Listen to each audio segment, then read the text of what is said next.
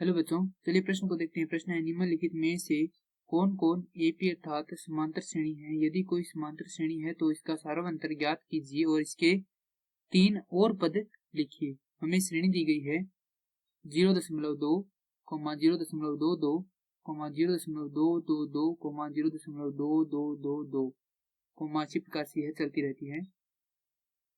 हमें यह पता करना है कि यह श्रेणी समांतर श्रेणी है या नहीं है। यदि यह समांतर श्रेणी है तो इसके आगे आने वाले 3 पद और लिखने हैं। अगर यह समांतर श्रेणी नहीं है तो हमें इसका कारण लिखना है। तो इस प्रश्न को हल करने से पहले प्रश्न की जो मुख्य अवधारणा है उस पर विचार करते हैं।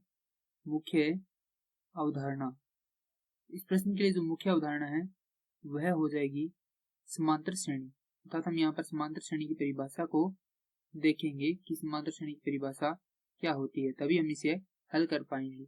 इसकी परिभाषा हो जाएगी वह अनुक्रम जिसके प्रत्येक दो कर्मागत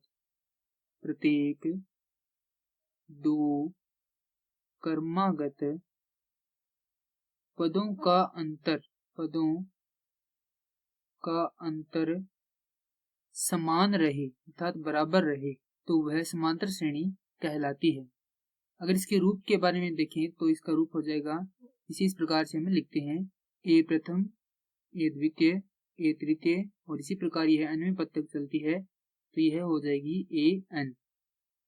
प्रथम पद को हम ए द्वारा दर्शाते हैं, द्वितीय पद को ए जोड़ डी द्वारा दर्शाते हैं, तृतीय पद को ए जोड़ 2d द्वारा दर्शाते हैं और इसी प्रकार से जो nवां पद है उसे हम ए जोड़ n घटाव 1 गुणा में डी अर्थात सार्वंतर का गुणा करते हैं, जोड़ते हैं इसी सार्वंतर को प्रथम पद में n घटाव 1 बार। अब हम यहाँ पर सार्वंतर को किस प्रकार से ज्ञात करते हैं? तो सार्वंतर d बराबर होता है ए एन घटाव 1 अर्थात n का मान यहाँ पर 1 नहीं होना चाहिए, बाकी हम श्रेणी में कोई भी मान ले सकते हैं।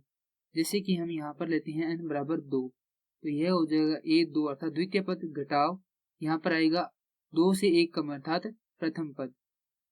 उसी प्रकार हम यहाँ पर तृतीय पद लेते हैं तो यहाँ पर आ जाएगा द्वितीय पद। अब हम यहाँ पर सार्वंतर को ज्ञात करके यह देखेंगे कि दोनों बराबर है या नहीं है। इन दोनों पदों के बीच का अंतर बराबर होगा तभी क्या होगी, है समांतर श्रेणी होगी, क्योंकि इसके होने की यही शर्त है कि कोई भी दो पद लें क्रमागत उनके बीच का अंतर क्या रहना चाहिए, हमेशा बराबर रहना चाहिए।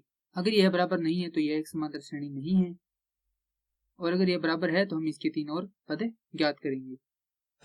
अब हम यहाँ पर श्रेणी लिखेंगे। श्रेणी है 0.2, 0.22, 0.222, 0.222 और 2 और इसी प्रकार से यह चलती रहती है। तो इसका प्रथम पद a बराबर हो जाएगा 0.2, d बराबर हम यहाँ पर ज्ञात करेंगे तो a द्वितीय है हमारे पास 0.22 घटाव a प्रथम है 0.2, इसे हम लिख सकते हैं 0.20। हल करेंगे तो यह होगा 0.02।